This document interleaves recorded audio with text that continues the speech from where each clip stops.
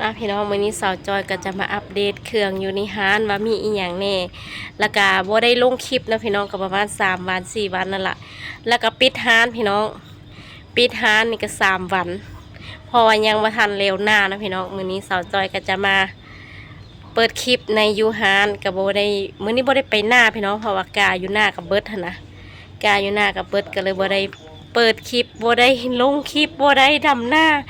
แล้วก็บ่ได้เปิดร้านพี่น้องมื้อนี้ก็มีโอกาสได้อยู่ร้านก็เลยมาอัปเดตเครื่องในร้านมาสบายดีสวัสดีจ้าสบายดียินดีต้อนรับเข้าสู่สองน้องจ้อยสาวหน้าดีนะพี่น้องก็ทักทายสบายดีพ่อแม่เส้นเก่าเส้นเคยแล้วก็ยังคิดฮอดทุกคนแล้วก็ผู้รักผู้ใหญ่ที่เอ็นดูสงสารน้องจ้อยนะพี่น้องแล้วก็ยังหักยังเพลง ก็พากกดไลค์กดแชร์น้องจอยนำเด้อแล้วก็คอมเมนต์ถ้าบ่มี FC ก็จะบ่มีน้องจอยในมือนี้นะพี่น้องนี่เฮาอยู่ฮานพี่น้อง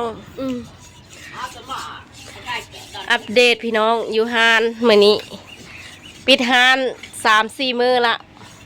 แล้วมาอัปเดตว่าเครื่องอยู่ฮานเบิดแล้วพี่น้องนี่เพราะว่าปิดฮานย้อนว่าบ่ได้เปิดฮานย้อนว่ายังดำหน้าพี่น้องยังบ่ทันได้แล้วได้ดำหน้านะนี่อัปเดตเครื่องของยูฮานว่ามีอีหยังแน่ลักๆเนาะพี่น้องก็อันนี้จะมีไข่นะพี่น้องไข่แล้วก็จะมีแบบเครื่องดื่มพี่น้องเครื่องดื่มประมาณนี้ปกติเนาะพี่น้องสาวจอยกันมักจะเฮ็ด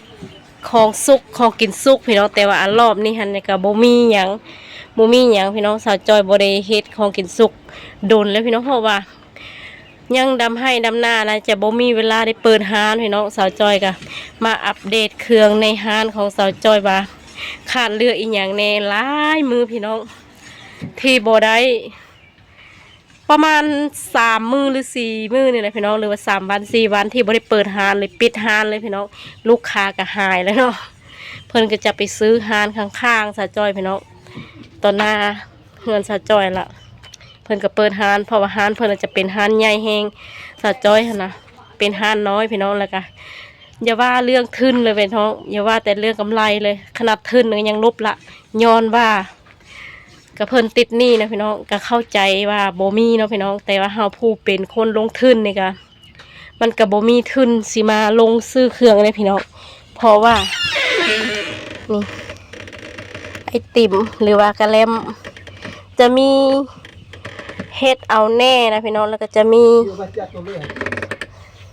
นี่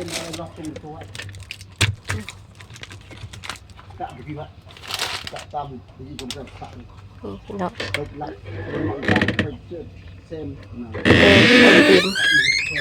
บรรยากาศอยู่ในห้านของสาวจอยกับผู้ใดหรือว่าผู้ใหญ่ใจดีคนไหนที่อยากอุดหนุนสาวจอยนะพี่น้องหรือว่าอยากซื้อขนมแจกน้องๆก็สามารถทักมาหาบ่าวต้อมสาวจอยได้พี่น้องอันนี้จะเป็นซองของน้องจอยสาวหน้าดีนะพี่น้องก็จะมีเครื่องของเล็กๆน้อยๆพี่น้องน้ำปั่นกับบได้เฮ็ดแล้วพี่น้องเอ้ยเครื่องเฮ็ดน้ำแข็งใสกับบได้เฮ็ดแล้วเพราะยามนี้ก็เป็นยามฝนสาวจอยกับบได้เฮ็ดนะพี่น้องมาบรรยากาศอยู่ที่หน้าห้านก็จะเปียกเสะหน่อยนึงพี่น้องเอ้ย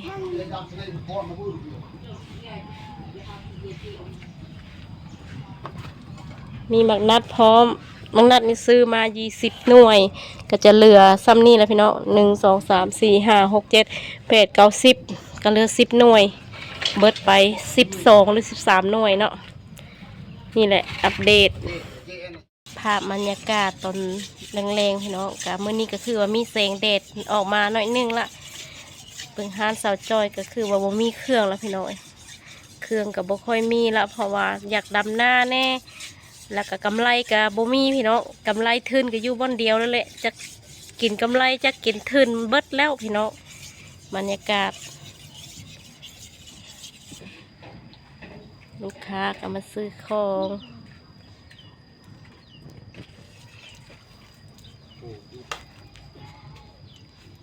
วันนี้คือว่ามีแสงแดดหน่อยหนึงมาแล้วคือสิยากเข้าแล้วล่ะมาแล้วมาแต่เฮ็ดหัวคือสิยากเข้าแห้งแล้ว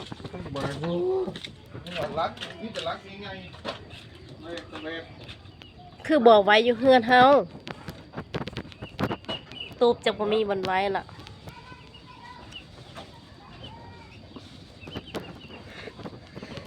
มาแต่ให้แต่นานี่บริโดดใส่ข้าวเลยตอนนี้โดดใส่หานเอาหมูปิ้งอันนั้นเลยเด้ค่ะปิ้งหัวใจหมูอันนั้นหัวใจไก่เฮ็ดจามให้เก็บภาพบรรยากาศตอนแรงๆแล้วพี่น้องส่วนน้องสาวไปหาขอก้า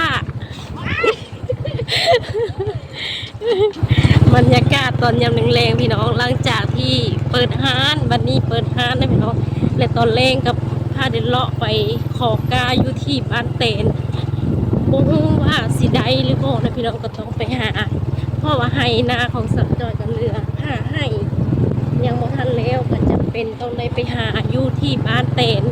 เพื่อมีคนใจดีพี่น้องหรือว่ามีกาที่เพิ่นเรือนาเพิ่นนะพี่น้องบางทีเพิ่นสิเบ่งปันให้นะ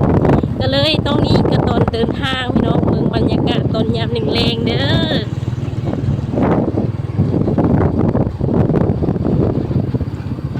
สวัสดีกับหน่วยเบียร์กันเลยนะ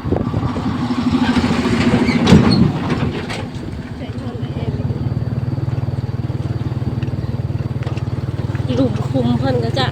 โถมให้แล้วพี่น้องขนาดฝนตกเช้านี้พี่น้องตอนแรงๆกันมีกี่พูนคือเก่าอยู่แล้วถ้าว่าแดดอีก2-3 มื้อนะจักสิเป็นยังไงพี่น้องเส้นทางของเราก็คือกี่พูนเต็มแล้วเนาะตอนนี้ก็เดินทางไปที่บ้านแตนก่อนพี่น้อง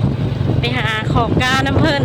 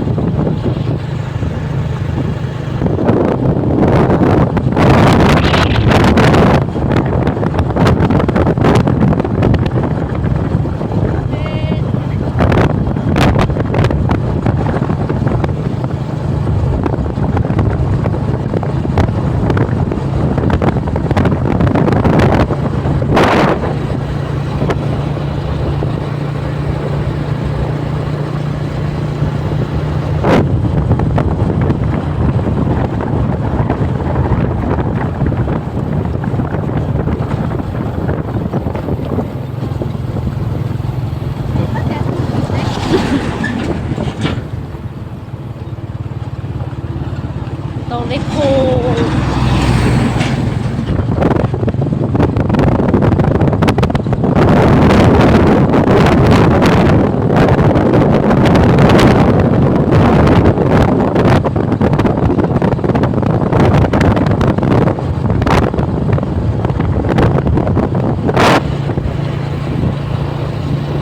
ฮอดบ้านแตนเลยพี่น้องอันนี้จะเป็นบ้านแตนเปอร์แอนเป็นหมู่บ้านแตนทางเส้นทางเพิ่นก็จะกะไข่แน่พี่น้องแถวนี้นะในดื้อตื่นในเลยนี่ดุงอ่ะได้เลยนะสรุปแล้วพี่น้องเฮาก็ได้กามืออื่นก็สิเตรียมลกกาพี่น้องสรุปแล้วเฮาก็ได้เนาะแต่ว่าได้กับบ่หลายพี่น้องเอ้ยได้กับบ่หลายตอนนี้เฮาก็สิเดินทางกลับก่อนพี่น้องตอนที่เลาะไปเบิ่งกาหันบ่ได้ถ่ายเพราะว่าต้องได้ขึ้นเฮือนนั้นลงเฮือนนี้พี่น้องความว่าลำบากที่ว่าหากาใส่หน้า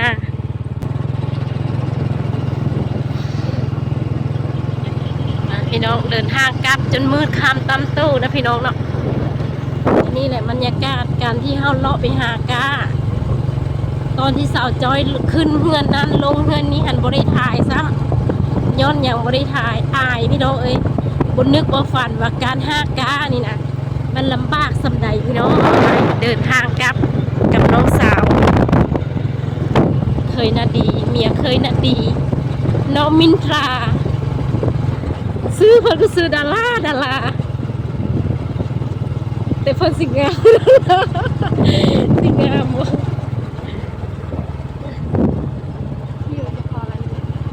พี่ไอ้ของจำทักปักตะกี้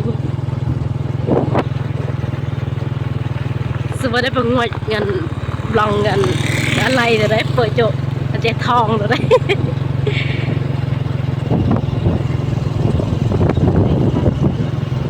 ฮะ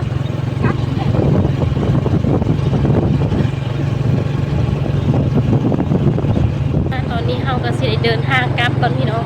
พอว่าการที่เฮาไปหากาแต่ละคนนี่ก็เพิ่นกับบางคนเพิ่นกับพ่อบางคนเพิ่นกับพ่อนะพี่น้องสาวจอยกับน้องสาวหันหล่อไปหากาตอนนี้ก็เตรียมตัวสิกลับก่อนพี่น้องเดินทางกลับตอนนี้ก็เป็นเวลา1 ทุ่มเลยได้พี่น้องเอ้ย1 ทุ่มเลยแต่ก็ยังบ่ทันมืดคักค่ะนะก็คือว่าแล้วเนาะ1 ทุ่ม2 ทุ่มนี่ยังบ่ทันได้ค่ำพี่น้องเพราะว่ายามนี้มันจะนานค่ำแต่ว่าแจ้งไว้พี่น้องสภาพอยากให้แท้มันแล้วสักพี่น้องนะสาวจอยยังหาให้นั่งมอเตอร์ไซค์กลับบ้านทางเวแหละทางเวบ้านนาดีเลาะหากาจนแคลวคำนำมืด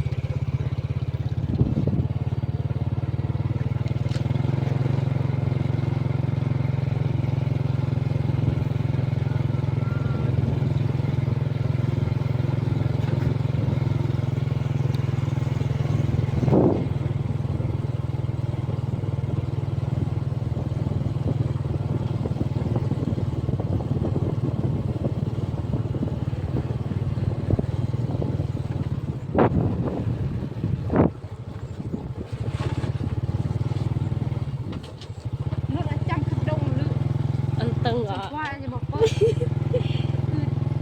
ไม่เสียงเด็กอะไรเนี่ยจับมาบอกไปหมดงอ39เกือบ40เราเล่นค่ะข่อยอันน่ะน้ำหนักข่อยแท้ๆ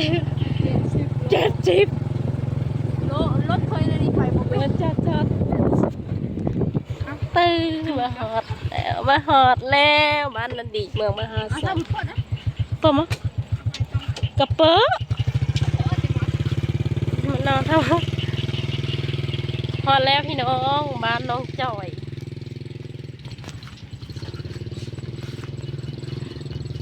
อันนี้คือแบบ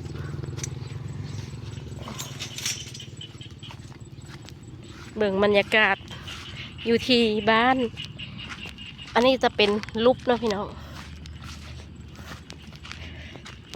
หลังจากมาแต่เลาะหากา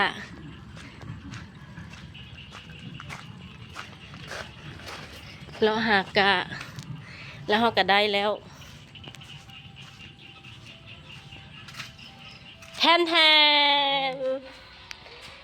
มึงกิฟต์ว่าขอคือว่าฮอตบาต้อมนะเดี๋ยวเขาโทรมา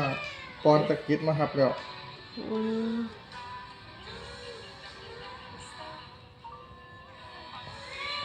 เลาะไปหากาพี่น้องจนเขียวคำนำมืดได้อยู่นี่ได้ข้างๆเฮือนเรานี่แหละมืออื่นก็สิดำเนินต่อเฮ็ดให้มันแล้วนะพี่น้องถึงมันสิได้น้อยก็ย่ามันเป็นยังไงเฮือนเฮาคือสะอาดแท้ อ๋อไม่ต้องซื้อแล้วเนาะเดี๋ยวพี่น้องนี้กาสิได้จบคลิปเนาะพี่น้องหลังจากที่เฮาเลาะไปหาก้าแล้วก็มื้อนี้เป็นมื้อที่พักแล้วก็เป็นวันพระใหญ่แล้วก็เปิดร้าน